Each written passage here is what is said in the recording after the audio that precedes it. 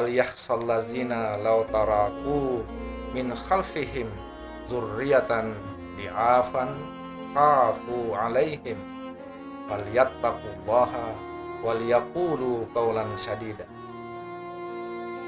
Allah Subhanahu wa taala berfirman, dan hendaklah takut kepada Allah orang-orang yang seandainya meninggalkan di belakang mereka anak-anak yang lemah gitu.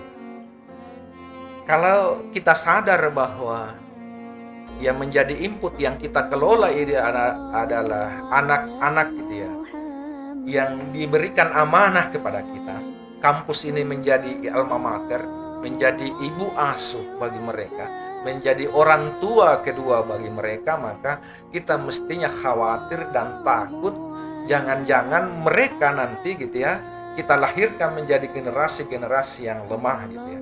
Generasi yang lemah di sini tidak bukan dalam pengertian secara material, walaupun di ayat-ayat sebelumnya itu berbicara tentang waris gitu ya.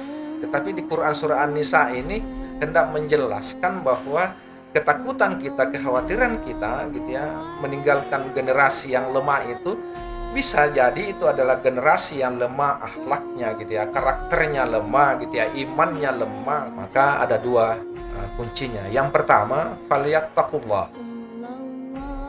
Ya. Apa yang harus dilakukan? Bertakwa kepada Allah gitu ya. Hendaklah mereka bertakwa. Siapa yang harus bertakwa gitu? Jadi kita diingatkan oleh Allah, hendaklah kita semua ini takut gitu ya, melahirkan generasi-generasi setelah kita yang lemah gitu ya. Maka syaratnya ada dua. Hendaklah kita semua ini gitu ya, bukan mereka gitu ya, tetapi untuk menjadikan mereka bertakwa gitu ya. Maka gitu ya, tentu saja yang mendidik mereka harus bertakwa lebih awal gitu kan, begitu. Ya. Hendaklah kita semua ini gitu ya, menjadikan sandaran landasan takwa itu sebagai landasan utama untuk melakukan kegiatan pendidikan gitu, pembelajaran gitu ya. Sehingga kampus itu benar-benar menjadi home bagi mahasiswa gitu. Kampus itu benar-benar menjadi rumah yang nyaman bagi mereka gitu ya, untuk melakukan aktivitasnya gitu ya. Fit dunia wal akhirah tentu saja gitu ya, untuk kepentingan itu. Makanya syarat yang pertama adalah pendidiknya gitu ya, dosen-dosennya, karyawannya, pelayannya, pimpinannya, falyattaqullah, bertakwalah kepada Allah gitu. Syarat yang kedua gitu ya, bagi pengelola, apakah itu pimpinan, dosen, karyawan gitu ya, wal yaqulu qawlan sadida.